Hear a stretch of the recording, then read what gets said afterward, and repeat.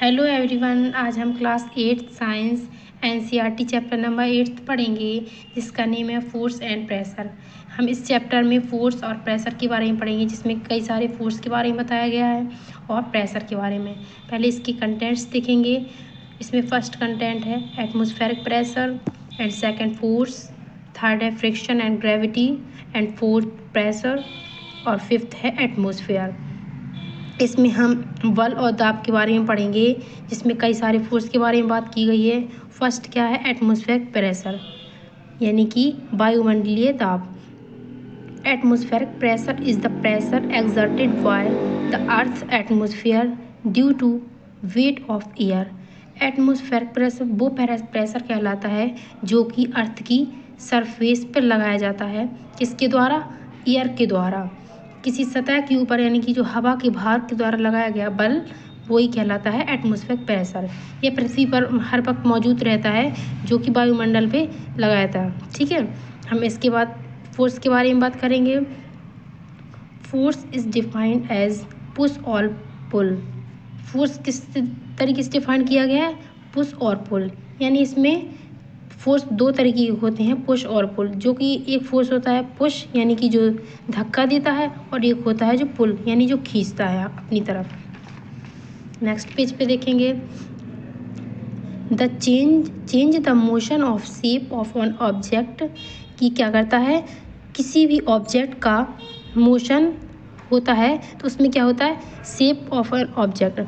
It an interaction between two objects and it can cause object to start moving, stop moving और change its direction और speed। जब ये to object के बीच interaction होता है तो इसके किसके कारण? जब मूविंग होता है उसी डायरेक्शन और स्पीड क्या होती है, चेंज हो जाती है। नेक्स्ट क्या है? नेक्स्ट है कॉन्टैक्ट फोर्स।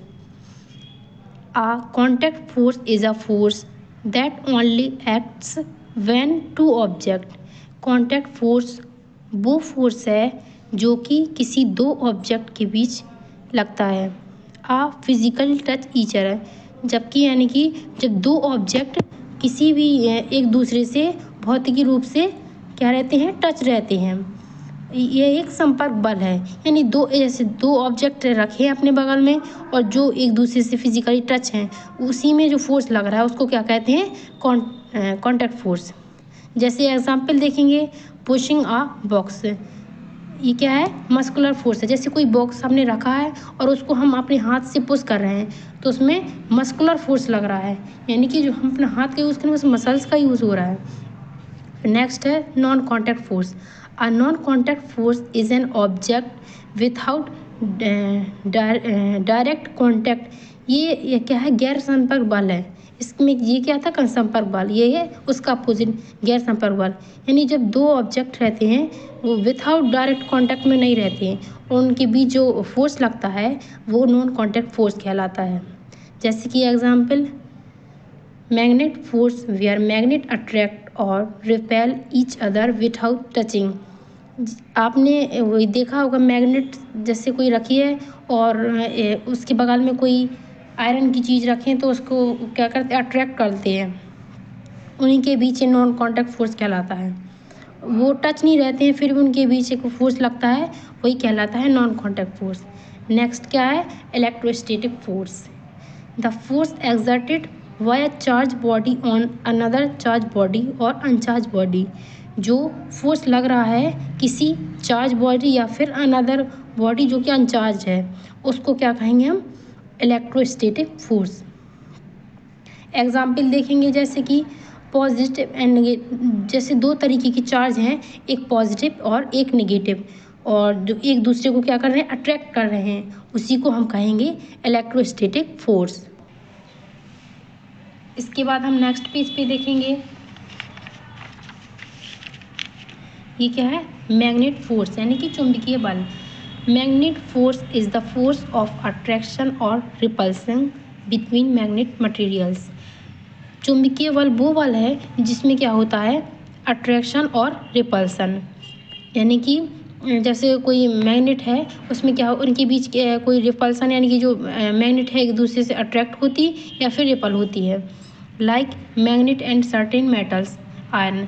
जैसे हम आपको एग्जांपल बताएं, जैसे कोई आपने मैग्नेट रख दी है और उसके साइड में या फिर उसके पास में कोई आयरन की कोई चीज़ रखी दी है, तो उसको वो क्या करेगा, जहाँ तक उसकी मैग्नेटिक फील्ड लाइंस पहुँचेंगी वहाँ से वो उसको क्या करेगा, अट्रैक्ट। अगर आपने उसकी मैग्नेटिक फील्ड लाइंस से थोड़ी दूर रख दिया है तो उसकी मैग्नेटिक फील्ड लाइंस ख़त्म हो जाएंगी और वहाँ पर मैग्नेटिक फोर्स नहीं लगेगा।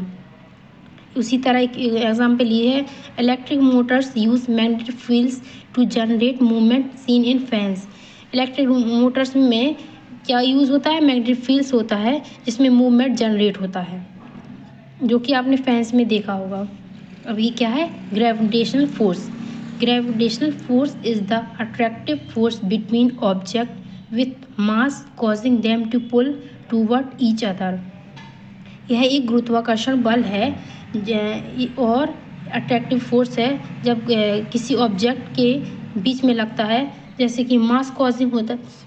किसी ऑब्जेक्ट में जैसे कोई मास है यानी कि उसका वेट है, तो आपने देखा होगा जो कोई ऑब्जेक्ट अगर हम गिराएंगे तो वो नीचे ज़मीन पे आएगा। उसी का एग्जांपल ये दिया गया है। जैसे कि द्रव्यमान, जैसे द्रव्यमान वाली कोई चीज़ है और उन्हीं दो वस्तुओं के बीच लगता है। फिर हम इसका एग्जांपल देखेंगे, कोई ऑब्जेक्ट है, ऑब्जेक्ट फॉलिंग टू ग्राउंड। अगर आपने कोई ऑब्जेक्ट को बॉल, यानी जैसे बॉल है उसको आपने गिरा है तो वो ग्राउंड पे गिरेगी क्योंकि उसमें मास लगा है। फिर नेक्स्ट देखेंगे muscular force. The muscular force is the force exerted by our body. Muscular force वो फोर्स है जो कि हमारी बॉडी द्वारा लगाया जाता है व्हेन वी मूव, पुश और पुल। जैसे आपने पुश किया यानी धक्का लगाया तो वो भी मस्कुलर फोर्स कहलाएगा, और पुल है तो वो भी मस्कुलर फोर्स कहलाएगा। फिर इसके आगे पुश देखेंगे और pull. Push is a type of force that move an object away from the person. यानी कि पुश वो फोर्स है जिसमें कोई ऑब्जेक्ट क्या करता, मूव करता। जैसे कोई आपसे ऑब्जेक्ट को दूर ले जाने में, यानी उसमें मदद करता है जो फोर्स, उसको क्या कहते हैं, पुश। और पुल वो कहलाता है, pull refers to a force that draw an object और पर्सन क्लोजर टू हिमसेल्फ। किसी वस्तु पे वो बल लगाने वाला जो कोई वस्तु आपकी ओर खींचता है, वही कहलाता है पुल। नेक्स्ट पेज पे देखेंगे अब हम friction. Friction is the force that opposes motion when two surfaces are in contact. Friction वो फोर्स है जब मोशन होता है, कोई ऑब्जेक्ट किसके कांटेक्ट में रहता है, सरफेस के। It is caused by tiny bumps. आपने देखा होगा जैसे कोई रफ सरफेस है और उस पर कोई ऑब्जेक्ट मूव कर रहा है और उससे जो उसमें मूव होने में जो प्रॉब्लम्स आती हैं उसमें ये क्या क्यों आती है, उसकी जो टिनी बम्प्स इरेगुलरिटीज हैं सरफेस पर और उसमें जो अच्छे से मूव नहीं हो पा रहा है, तो उसको वो फ्रिक्शन के फोर्स के कारण नहीं हो पाता है। जैसे स्लाइडिंग फ्रिक्शन, आप कोई बॉक्स से उसको स्लाइडिंग कर रही हो और वो अच्छे से मूव नहीं हो रहा, तो फ्रिक्शन के कारण होता है। नेक्स्ट देखेंगे हम gravity. The force that pull object toward each other and other.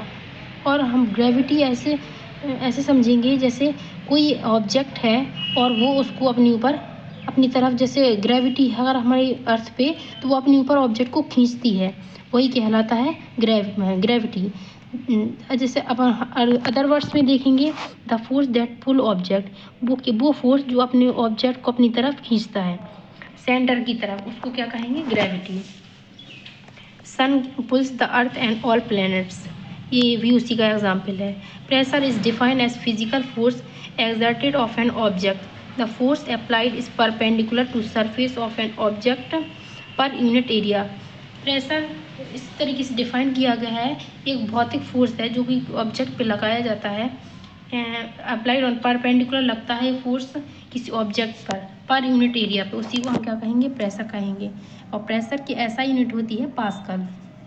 Pressure को हम मेजर करते हैं पास्कल में। ये लास्ट टॉपिक बचा हुआ है आपका atmosphere. The earth atmosphere is a blanket of gases surround. जो हमारी अर्थ है उसके एटमोसफियर पे एक गैसेस की ब्लैंकेट ब्लैंकेट बनी हुई है उसमें, क्योंकि इतनी सारी गैस पाई जाती हैं इस प्लैनेट पे। Held in place the earth gravity is caused composed nitrogen 78% होती है और ऑक्सीजन 21%। दूसरे शब्दों में आपको बताएं तो पृथ्वी का वायुमंडल ग्रह के चारों ओर और गैसों का एक आवरण है जो पृथ्वी के गुरुत्वाकर्षण पे स्थित है। हम इसी को एटमॉस्फेयर करेंगे। इसके बाद मिलेंगे हम नेक्स्ट चैप्टर में।